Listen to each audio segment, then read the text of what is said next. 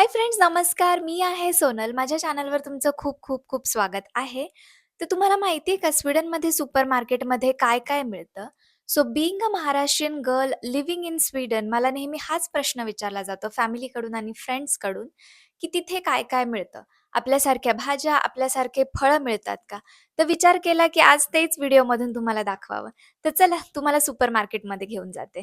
स्वीडनमधल्या सुपरमार्केटमध्ये एंट्री करतानाच म्हणजे इथे स्कॅनर ठेवलेले असतात आणि त्यासाठी तुम्हाला मोबाईल ॲप डाउनलोड करावं लागतं. ॲपमधला कोड स्कॅन केला की तुमच्यासाठी एक स्कॅनर अनलॉक होतो. मग तुम्ही फुल शॉपिंगमध्ये तो स्कॅनर कुठलाही आयटम तुम्ही स्कॅन करू शकता आणि त्याच्या थ्रू तुम्ही सेल्फ चेकआउट पण करू शकता. म्हणजे काउंटरवर तुम्हाला लाँग क्यूमध्ये उभं राहायची अजिबातच गरज नाहीये. आतमध्ये गेल्यावर एंट्रीलाच सगळ्यात आधी खूप सुंदर असे फ्लॉवर्स आणि बुकेज ठेवलेले असतात. इतके फ्रेश आणि कलरफुल असतात, की लगेच अटेन्शन जातं. आपल्याकडे काय होतं ना, हॉस्पिटलमध्ये जेव्हा आपण कोणाला तरी भेटायला जातो आजारी माणसाला, तेव्हा आपण एकतर नारळ पाणी किंवा फ्रुट्स घेऊन जातो.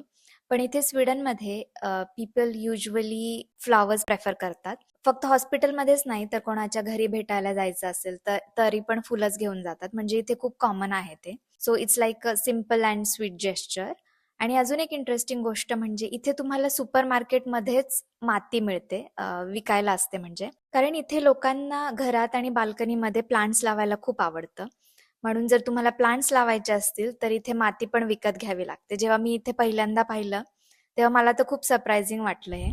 आता इथे स्वीडनमध्ये स्प्रिंग सीझन सुरू झाला आहे. तर या सीझनमध्ये इथले लोकं खूप एक्सायटेड असतात गार्डनिंगसाठी. म्हणजेच घरासमोरच्या गार्डनमध्ये किंवा बाल्कनीमध्ये प्लांट्स लावायला सुरुवात करतात.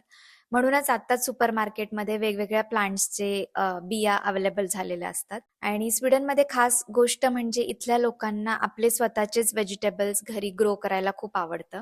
त्यामुळे लोकं बाल्कनीमध्ये किंवा गार्डनमध्ये असे छोटे-छोटे आपले भाज्यांची झाडं लावतात.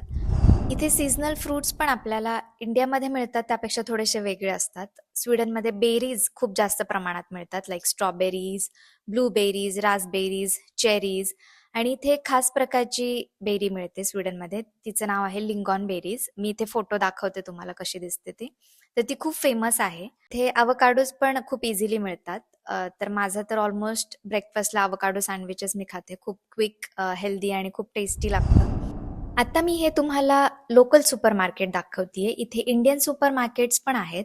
तिथे बऱ्यापैकी आपल्याच सगळ्या गोष्टी मिळतात. त्याचा पण व्हिडिओ मी घेऊन येतेय. सो चॅनलला सबस्क्राईब करायला विसरू नका. भाज्यांबद्दल सांगायचं झालं तर इथे थोडासा डिफरन्स जाणवतो. पालेभाज्यांमध्ये आपल्यासारखी इथे व्हरायटी नाहीये. इथे फक्त पालेभाज्यांमध्ये शेपू आणि पालक मिळतो आणि ते पण इथले लोकं सॅलड म्हणूनच यूज करतात. फळभाज्यांमध्ये बऱ्यापैकी ऑप्शन्स आहेत. म्हणजे शिमला मिर्च मिळते, भोपळा असतो, टोमॅटो, बटाटा, फ्लॉवर, कोबी ह्या पण भाज्या मिळतात. बटाटे डिश लोकांचा ॲब्सोल्यूट फेव्हरेट पदार्थ आहे. म्हणजे तुम्ही बाहेर कुठेही जेवायला गेलात आणि कुठलीही डिश ऑर्डर केली, की त्याच्यासोबत बटाट्याचा काही ना काही प्रकार एक येतोच. म्हणजे एक डिश असते साइड डिश.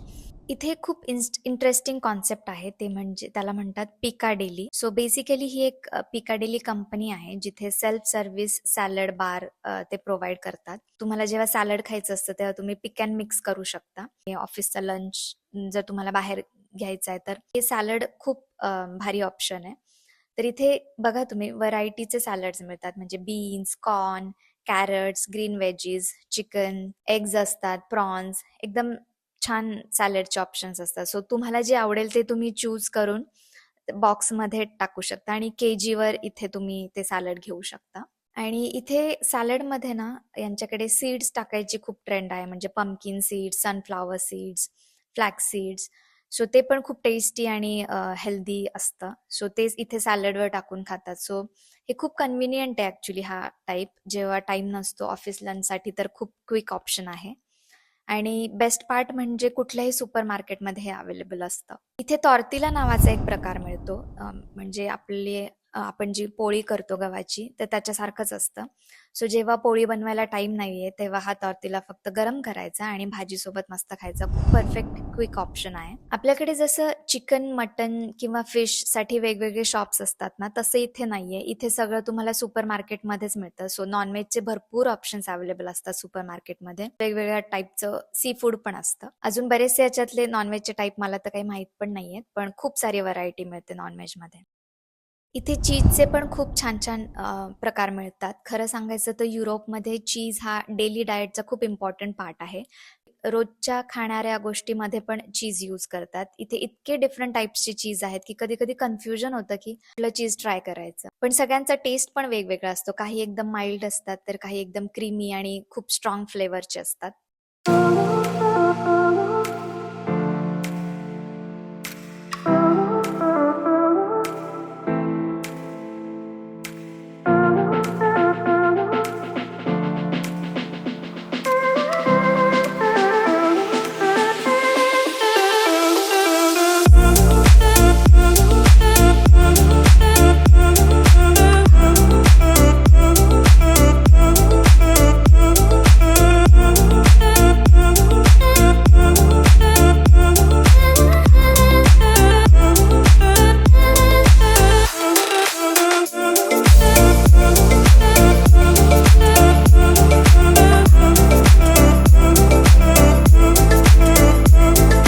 इथे अजून एक इंटरेस्टिंग गोष्ट मला सापडली ती म्हणजे इथे आपले जे तीळ असतात ते पण मिळतात. काळे तीळ, पांढरे तीळ, पुन्हा वेगवेगळ्या टाइपचे सीड्स पण असतात. Sunflower seed, pumpkin seed, chia seeds हे असे फ्लॅक्स सीड्स पण मिळतात आपल्याकडे जे जवस म्हणतो आपण. ते जवस पण मिळतं. काळे तीळ आहेत, पुन्हा पांढरे तीळ. मला वाटलं नव्हतं की इथे मिळतील, पण ते मिळतात इथे पण. आणि दूध, इथे दूध असं या पॅकेजिंगमध्ये मिळतं, कार्डबोर्ड पॅकेजिंगमध्ये आणि वेगवेगळ्या फॅटचं पर्सेंटेज वेगळं असतं. 3% 2% असं फॅटचं पर्सेंटेज असतं. मला इथे एक इंटरेस्टिंग गोष्ट सापडली ते म्हणजे रेडीमेड लिंबाचा रस आणि ते अशा छान क्यूटच्या बॉटलमध्ये होतं. येलो आणि ग्रीन बॉटलमध्ये पण. मला खूप आवडलं ते. बॉटलचा शेप एकदम लेमन सारखाच होता. त्यानंतर इथे हा जो लोणच्याचा प्रकार म्हणजे हे लोणच्यासारखंच दिसतं. लोणचं आपण जे करतो आपण इंडियामध्ये तशा टाईपचंच आहे. पण हे ॲक्चुअल तसं लोणचं नाहीये. म्हणजे जे ऑलिव्हज असतात ते ऑलिव्हज असे फर्मंट केलेले असतात आणि मग ते लोणचं म्हणून खातात ते मीलमध्ये किंवा हे आपले काकडी जी असते ती काकडीचे पण छोटे-छोटे पातळ तुकडे करून ते असे फर्मंट करतात. तर असे बरेचसे फर्मेंटेड प्रकार इथे मिळतात. तर मला ते आपल्याकडचं जे लोणचं असतं तसंच वाटतं. फक्त आपण लोणच्यात खूप सारे मसाले वगैरे घालतो, ऑइल असतं. इथे तसं नाहीये.